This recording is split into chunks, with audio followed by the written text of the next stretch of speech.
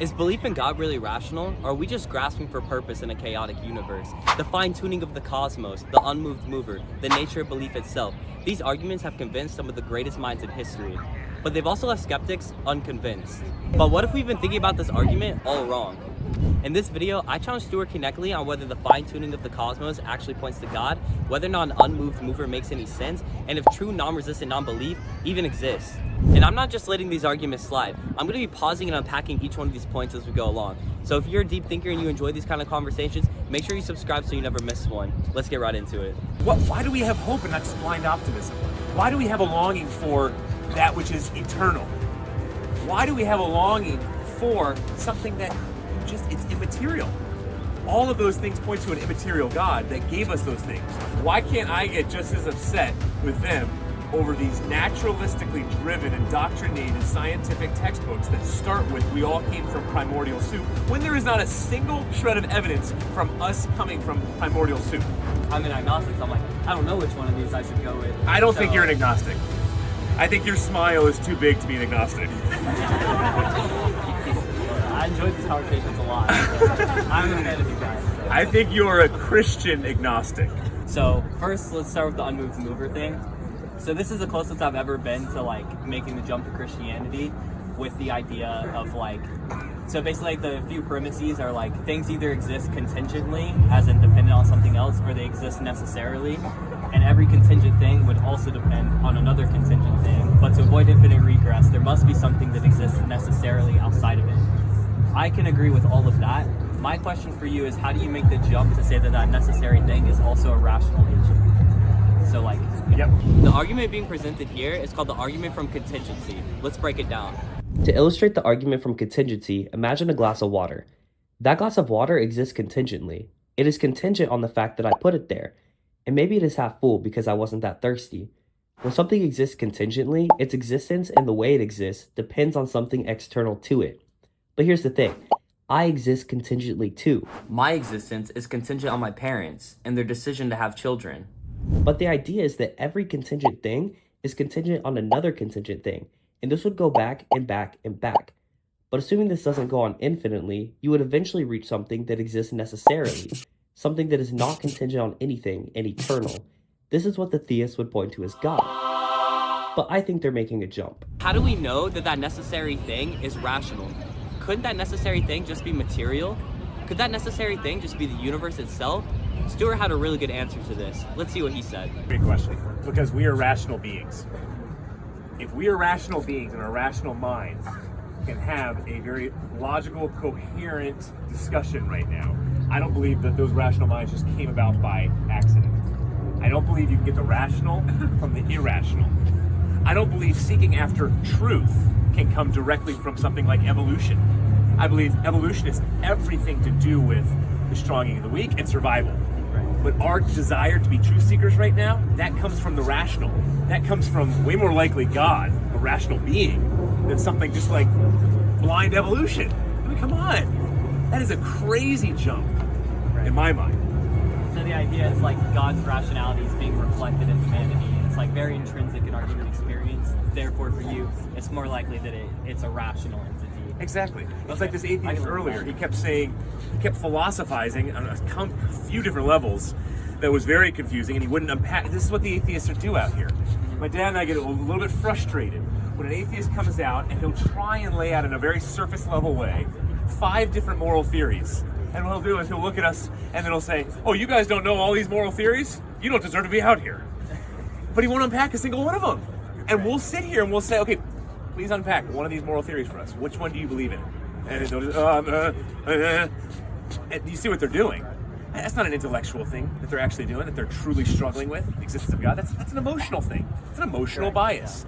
Let me just throw everything but the kitchen sink at you and not actually have thought through any of them, but I'm going to name them, and if you don't know the names, you shouldn't be out here discussing them. It's an emotional bias behind it. And so it all comes down to this unmoved mover. In order to have things like reason, rationale, consciousness, free will, in order to have love, beauty, in order to discuss what's meaningful in life, in order to discuss why do we have hope and not just blind optimism? Why do we have a longing for that which is eternal? Why do we have a longing for something that it's immaterial? All of those things point to an immaterial God that gave us those things, rather than simply, they all just are cosmic misfirings of evolution. And we weren't meant to have them, they were all just accidents. And that's where you have to land if you don't believe in God. I think Stuart's answer was pretty good. Let me know what you guys think in the comments below. But actually, the next question is even more interesting. Let's listen. It's the idea that the universe is so finely tuned that if the constant of gravity were off by 1 part in a million, nothing would exist. And that amount of precision would indicate a creator. So my question for you is, how do we know that this isn't some sort of hindsight bias, where it's of course since we exist, we'll look back and say, hey, all the conditions are perfect for us to exist. But of course we are, because we're the ones that exist. Even if it was a 1 in a million chance, any one of those 1 in a million chances would look back and be oh, it was 1 in a million, right? So how do we know it's not simply hindsight that's biasing us? That's the first point. Second point is, how do we know that the universe actually could have been another way, and that a universe doesn't just exist the way it does out of necessity? Just because we could say that if it was moved by 1 part in a million that it would fall apart, that isn't the same as saying that it was possible that it could have been a different way. For all we know, this is the only way the universe could have come about. So how do you reconcile those things? The argument being presented here is the teleological argument. That's the argument that all of the concepts of the universe are so well finely tuned for life that it could have only been designed by an intelligent creator. To understand my objection, let's look at an example. Imagine you buy a lottery ticket, and against all odds, you win. The chances were astronomically low, millions to 1. But here you are, holding the winning ticket. Now you might be tempted to think, wow, this must have been rigged for me to win. There's no way this happened by chance. But here's where hindsight plays a role. Before the draw, every ticket had an equal but tiny chance of winning.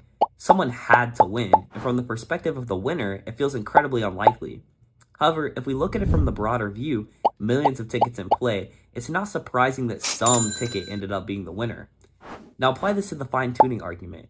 The universe appears to be exquisitely fine-tuned for life. The fundamental constants of physics seem just right for stars, planets, and biological complexity. In hindsight, it's easy to look at our existence and conclude the universe must have been designed specifically for us. But just like the lottery, the fact that some universe exists with the right conditions for life doesn't necessarily mean it was designed for us. It could just be that we happen to be in the winning universe, observing it after the fact. But there's actually another counter to the fine-tuning argument. What if there wasn't a million different ways that the universe could have been? What if there was only one? Think about a perfect circle. It has 360 degrees, no more, no less.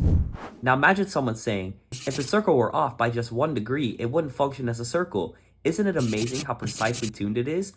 But that's missing the point. A circle must have 360 degrees by definition. There was never any other option. Now apply that to the universe. The fine-tuning argument assumes that there were countless possible ways the universe could have been, and we just happened to get the winning combination for life. But what if that assumption is wrong? What if the universe, like the circle, could have only existed one way? The so-called fine-tuned constant of physics might not be a lucky accident or divine calibration. They might simply be necessary features of any possible universe. Well, it could have been those two. I'm not saying that there's proof that it wasn't either of those. But what is the evidence behind them, the strong evidence? And I don't know if you posited the multiverse. I have. What is the strong evidence behind the multiverse theory? The eternal nature of the cosmos. What is the evidence that we all just came from a primordial soup? A little blind amoeba hopped up on the land and evolution just occurred. You know, someone just over here was questioning and very upset with me that I was sort of pro 10 Commandments that are being taught in schools in Louisiana. Very upset with me. Okay, why can't I get just as upset with them over these naturalistically driven, indoctrinated scientific textbooks that start with "we all came from primordial soup," when there is not a single shred of evidence from us coming from primordial soup? Right. And I would actually completely agree with you on this point, and that's like sort of what I was getting at, is that when there's multiple plausible explanations, what makes you super confident that Christianity is absolutely the one that most likely accounts for it? That's like sort of what I'm asking. Because for me, it's like, I'm an agnostic, so I'm like, I don't know which one of these I should go with. I don't think you're an agnostic. I think your smile is too big to be an agnostic. I enjoyed these conversations a lot. I'm a fan of you guys. So. I think you're a Christian agnostic. which is kind of this trendy term now that some edgy Christians like to use, which simply in my mind means you're a Christian, but you're struggling with doubt. I think you're a Christian. I think you believe in God. I think you live out Christian morality. I think you have a joy about you that believes in some type of eternal nature and hope in the universe. Yeah. I think you connect that to God, but I think you're like doubting Thomas. I think you're like doubting David, who was the man after God's own heart who doubted all the time. I think you can look at the book of Jude and clearly say, have grace with those who doubt. I think you can look at even the women had some level of doubt, even though it seemed like they had the strongest level of faith. Everybody I can think of at some point had serious doubt in the Bible. And so don't take that doubt and say, well, now I got to go full-blown agnosticism and just say, I don't know about everything. Take it and say, yeah, I've got a lot of questions, but I also got a lot of convictions that I know that there's evidence packed behind them. I'm going to continue to do my research, but I'm not going to be a blind cynic, closed-off cynic. I'm going to be a cynic in such a way where it pushes me to, hey, I'm skeptical, but I'm not going to have it be a type of closed-off skepticism. I want to push this to really seeking after the truth. Well, there's too many blind cynics on college campuses across the nation that we see all the time. Of course, yeah. They say they're open truth seekers. You just dig a little bit under the surface, you find it pretty quickly. They are not open at all. I think Stuart made some pretty interesting points there, and it actually leads perfectly into my last question about faith. This is a pretty beautiful conversation, so I'm just going to let it play out. It's actually like kind of moves into my very last point, and then we can wrap up. It's the idea of like a non-resistant non-believer. Like, do you believe that that's truly a thing? Because a lot of the times they'll be like, seek and you will find, knock and then the door will be open to you. I feel like I'm seeking. I feel like I'm like really actually putting the effort in. But to have like the subjective experience of belief, to me, I feel like isn't a choice. Like, you can't make yourself believe something. Like, you either do or you don't.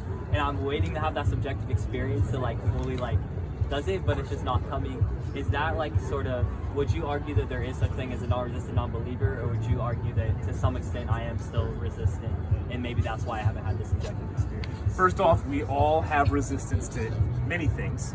Emotional bias, psychology proves that.